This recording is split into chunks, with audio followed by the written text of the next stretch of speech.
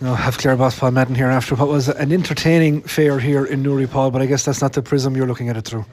No, I mean, the expression we're not out to entertain anyone, we're out to win matches, but very, very, very disappointed because we believed that we had a chance to win that game tonight and we were in the mix.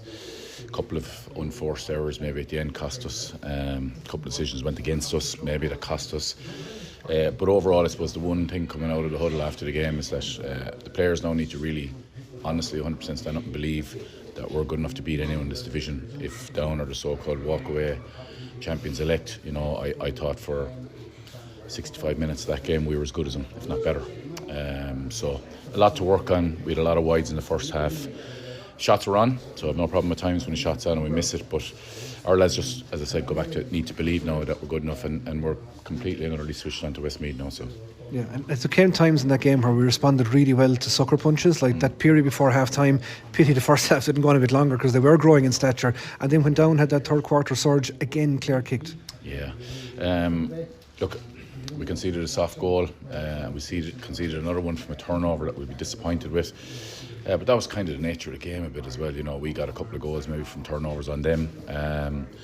Overall, I would say last year, when we left Cusack Park last year, they physically battered us around the pitch. And it was a challenge we set to the lads at the start of the year. Said nobody's going to batter us this year physically or fitness wise. No one's going to outwork us. So if you're looking at box ticking, I think we hit those 3 targets. But absolutely we should be winning those games when you have a chance, and moral victories are no good. You mentioned their work rate, and it's no surprise that when Clare got on top of the kick-out breaks, that was probably our best periods in the game. Yeah, and to be fair, their keeper has been highlighted as probably one of the best keepers in the country, and he normally gets the ball away after 5 seconds. Like, we put them under savage pressure. We broke 50-50 on their kickouts in the first half, which is a great stat. And we would have said if we kept Havern relatively quiet, we got on top of their keeper, and we managed Murdoch in midfield, and I thought Brian Mack did a fabulous job when he went on him. He actually took over. I thought Murdoch obviously gets the goal at the end when he moves in full forward.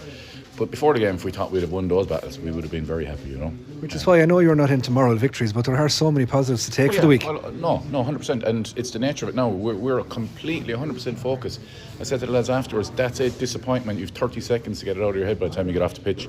So I guarantee you on the bus now, we're going to be full focus on Westmeath. A couple of little niggles. Do we know much Mark at the minute? Or was it just a muscle thing? No, Mark was sick last 2 days. So he was, to be honest, it was a big call to start him, but we just felt that we'd get as much out of him as we could. And to be fair to the guy, he was quite sick the last 2 days. 8 days recovery now, and a big day ahead in Cusack Park. But that was the reason why, travelling up and down today, long journey, but at the end of the day, full day's rest tomorrow, recovery rest analysis Monday, train hard Tuesday, ready for Sunday. We need to make Cusack Park a bit of a fortress now.